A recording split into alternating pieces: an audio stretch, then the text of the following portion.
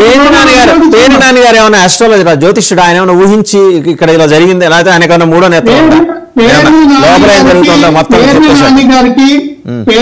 నాని గారికి అందిన సమాచారం, నాని గారికి చెప్పవలసిన వాడు ఎవరు చెప్పారో ఏంటనేది ఆయన ఎక్కడ కూడా చాలా క్రిస్టల్ క్లియర్ గా వ్యక్తపరిచారు. పేర్లు చెప్పకపోయినా ఆయన వ్యక్తపరిచారు. కానీ వాటి చెప్తానండి, మీ యొక్క సీఎంఓలో లోపల మా మీద ఎందుకు రుతుతారు? మీరు వ్యవస్థల్ని మేనేజ్మెంట్ మేము చేస్తామంటున్నారు.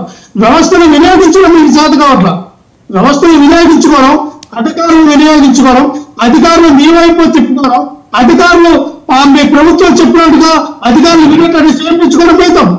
ఈ రోజున విజయానంద గారు ఉన్నారు. విజయానంద గారికి ఈ రోజు నుంచి బాధ్యతలు చెప్పారు. రేపొద్దున ఇంకో ఇష్యూ మళ్ళీ విజయానంద గారు తప్పించేస్తారా? మళ్ళీ విజయానంద గారు వస్తారా?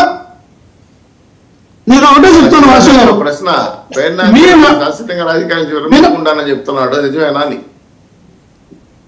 అలా చౌదరి గారు నేను అన్నదేనంటే 40 సంవత్సరాల రాజకీయ అనుభవం ఉన్నటువంటి చంద్రబాబు నాయుడు గారు, ఆయన కేబినెట్ లో ఏం జరుగుతూ ఉంది, ఆయన సీఎంఓ ఏం జరుగుతూ ఉంది, ప్రభుత్వం వ్యవస్థలో ఏం జరుగుతూ ఉంది, ఆయన అపారమైనటువంటి అనుభవం అంటే వ్యక్తి. ఆయనకు తెలియదండి, ఆయనకి తెలియదా? ఆయన అంత మరీ అంత పుట్టితనంగా ఏర్పడుతూ ఉన్నాడు. ఇది కేవలం పేర్ని నాని గారిని టార్గెట్ చేసి పేర్ని నాని గారి కుటుంబం. ఎందుకంటే గతంలో చంద్రబాబు నాయుడు గారి మీద, పవన్ కళ్యాణ్ గారి మీద వెంట కాలుతో నిలబడి వాళ్ళు చేస్తున్నటువంటి ధర్మాంతమైనటువంటి చర్యల పైన గలమెత్తినటువంటి ఈ ఎదురుగా తిరిగినటువంటి నాయకుడు పేర్ని నాని గారు. పేర్ని నాని గారు మామూలుగా పవన్ కళ్యాణ్ గారు అన్నారంట, పేర్ని నాని గారిని అరెస్ట్ చేయబట్టండి, పేర్ని నాని గారు వాళ్ళ కుటుంబం మొత్తం అరెస్ట్ చేసి జైలు పట్టిందని పవన్ కళ్యాణ్ గారు అర్చించారు. నారాయణ మనోహర్ గారు అక్కడ ఉన్నారు. అలాగే దానికి సంబంధించిన వ్యక్తులను కూడా వాళ్ళంటే లేదు, ఆడవాళ్ళను ఎందుకు అరెస్ట్ చేస్తారండి? నిజంగా ఈ విషయం మాత్రం చంద్రబాబు నాయుడు గారికి చెప్పాలండి.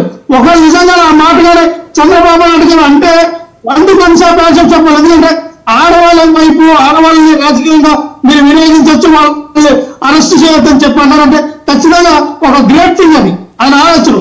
ఇద్దరు అడుగు చెప్తున్నాను, రాజకీయాలు ఏమనంటే మనం తెలుసుకున్నాం కానీ ఇంకా ఆడవాళ్ళ వైపు ఎందుకు వెళ్తారని అనే విషయం చంద్రబాబు నాయుడు ఆ విద్యత మీకు కూడా ఉండాలి కదా, ఆ విద్యత మీకు కూడా ఉండాలి కదా. శాసనసభలో భువనేశ్వరమ్మ గారిని ఆవిడ్ని కించ